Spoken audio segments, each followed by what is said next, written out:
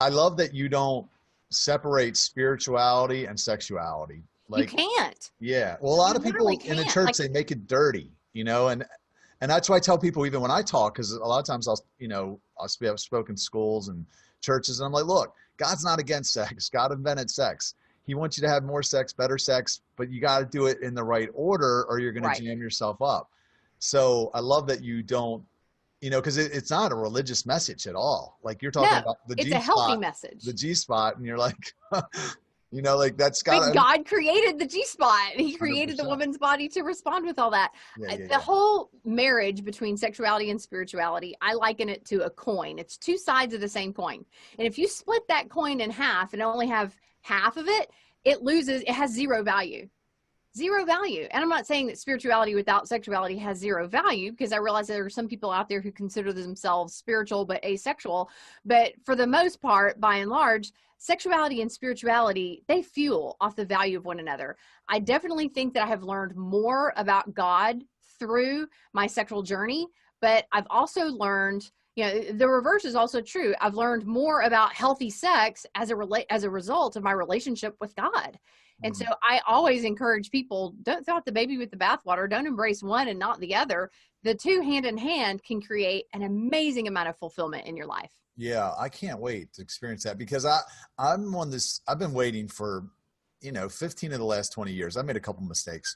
I made a lot of mistakes. I backslid for 5 years and I made a lot of mistakes. But even during the 15 years, I've made a couple mistakes. But for the most part, I haven't had regular sex in 15 of the last 20 years. You're a different man than you used to be. Yes. That's for sure. But I don't even know. The thing is I've never been in love.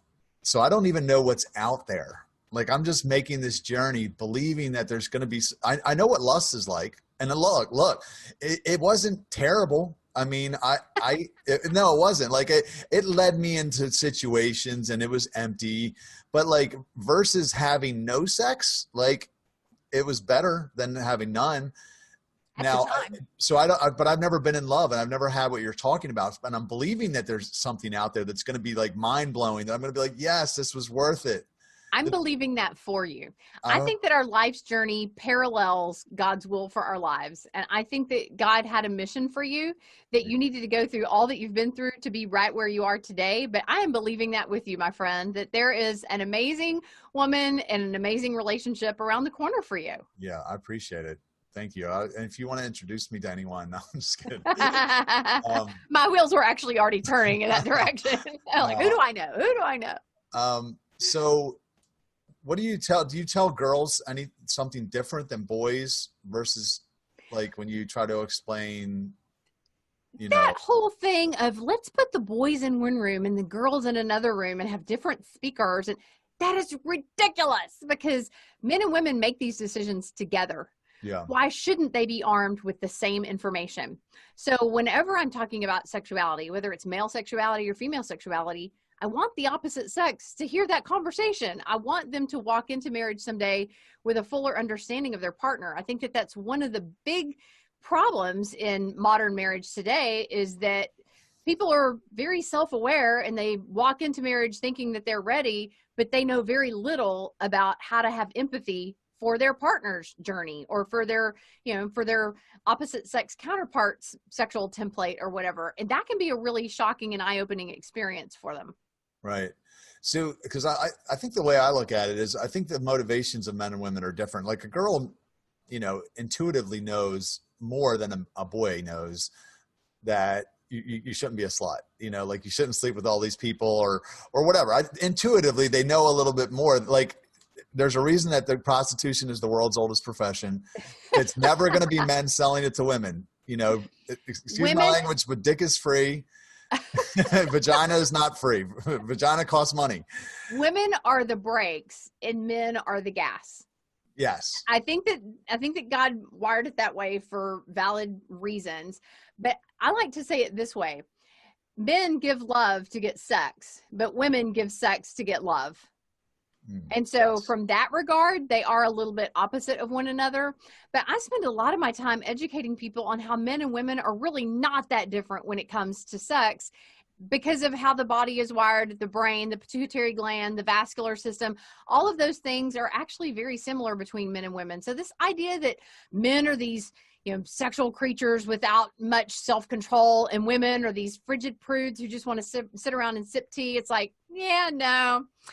Oftentimes, see, I work, historically I've worked with a lot of women. And so much of the shame that they bring into these workshops and these coaching sessions are not because they got lured in by some horny guy. It's because they found themselves in a sexual relationship and they were the ones who pursued. Mm-hmm. See, I just see a lot of times women are so hungry, looking for love, desperate for that connection, and they will barter with their bodies in order to get what they're seeking. And so if that means paying sex as the price for the attention and affection they crave, oftentimes they'll pay it, but then they wind up empty-handed. They don't get the prize that they think they're going to get. A lot of women assume, well, if I give him sex, he's going to want to marry me. Yeah. And I think that that's oftentimes not the case. The opposite happened. Honestly, there's a great TED Talk I often reference called How Your Brain Falls in Love. And men and women release oxytocin at different times. Men release it when they commit. Women release it during sex. So like for literally, I'm not even joking. The moment, like I had a lot of one night stands. The moment I ejaculated, any feeling I had toward that girl was gone. And I was literally trying to get out of there as fast as possible. Like, I know it was terrible. And I was like, what's wrong with me? Like here I was interested in this girl up until this point. I might've put in all this, took them out, wine them, dine them, put in a certain amount of effort. And as soon as I get them into bed, it's gone. Right. And I Cotton candy on your tongue. Where did it go? Yeah. So like, do I remember correctly with your mom being an unwed teenage mom, was there no dad in your picture? So my mom actually did marry for her. I think it might've been a shotgun wedding. She's from Kentucky also. So but by the time I was 10 months old, they were separated and my grandmother had custody of me. So, okay. so he was never around. Yeah. He was never. So you never saw an example of dad pursuing mom responding giddily. You never saw that love dynamic. Never. No, it was actually a very, fairly sexual environment, cause she was, when she got custody of me, she was 20 years old. My mom retook custody of me, and there was just, there was like pornography magazines. I remember finding one in the house, and then I remember like somebody having sex in the bed next to me when I was probably like 7. Talk about a desensitizing experience. Yeah, of course it felt casual to you. Yeah. I'm guessing that's why I wanted to be a stripper from the time I hit puberty. That was my life's dream, was to become a male stripper, which I accomplished. Then you could get the attention that you deserved as a child, but didn't get. Yeah. Wow. Thank you. Never thought about that. Every human being deserves attention, especially children. Yeah. We're powerless to meet our own needs. That is our parents' responsibility. And when a parent fails to meet that child's need for attention and affection, some unconventional things happen. And that's what happened in both of our lives in different times, in different ways. But that's how it usually starts. So how do people satisfy that urge for love, let's say, in a healthy way? What do you tell your clients? Well, that's one of the reasons that I love what your organization does, is you don't find love by getting alone, closing a door, taking off your clothes. I mean, as your testimony reveals, you can have sex with as many people as you want, but you may not find love. I think that learning to be in relationship with other people, learning to serve alongside other people, learning to talk about your spiritual journey with other people, learning to talk about your sexual and emotional journey with other people, forming those relationships that are built on common interests, common passions, compassion, empathy, emotional connection. That's the foundation for love.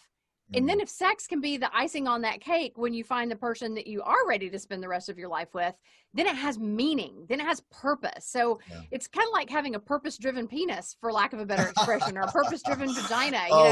Can we co-author a book called The Purpose-Driven Penis? I don't know if Rick Warren would appreciate it, but but you get the idea, is that God designed it for a purpose, and when we use it for a different purpose, it's not going to have the same impact. It's not just cement that holds two human beings together. It's cement that holds a husband and a wife together in a committed relationship. Yeah, no, it's awesome. I you know, I talk about when I really got serious, it was all because the call of God on my life, you know, like some things he revealed to me that he wanted me to do is why I really got, you know, serious about waiting. And when I did, I had to cultivate real community because I didn't have, there's no point in like surrounding myself with people that were like surface level, because they were just going to the bars, and I wasn't interested in that anymore because I wasn't sleeping with girls. The bars had nothing to offer me.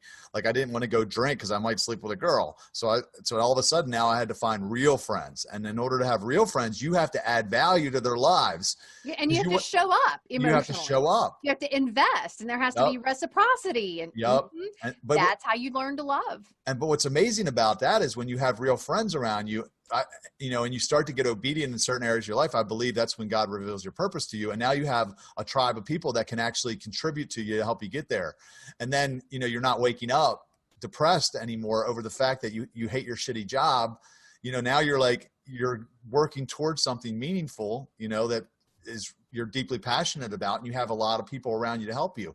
And that's really what City Fam has been for me and so many others, is like, but you know, you can't deny the fact that like the sex without commitment breaks relationships. If I have a friend, it doesn't matter how good of friends we are. I could be as honest with you as the day is long and say, look, Shannon, it's just going to be friends with benefits. That's it. I don't want any commitment. If we have sex and I decide I don't want to have sex with you now, I want to have sex with the next girl, you're going to be like, Rob's an asshole, and you'll be gone. And then I lost you out of my life. And you might have been the person that had a piece to the puzzle. You know, like there's a lot of beautiful girls in my life, and thank God I didn't sleep with them because they're, you know, adding so much value to my life. Right. The old me would have pissed it away for what? 20 minutes of fun? Exactly. So exactly. And it's as you are following your passion and serving God and discovering who you are and discovering the fulfillment from serving other people, that's when the magic will happen, that there'll be somebody else who's doing something very similar. They're pursuing God. They're just walking out their passion, that you meet, that you connect. And again, it's just like magic.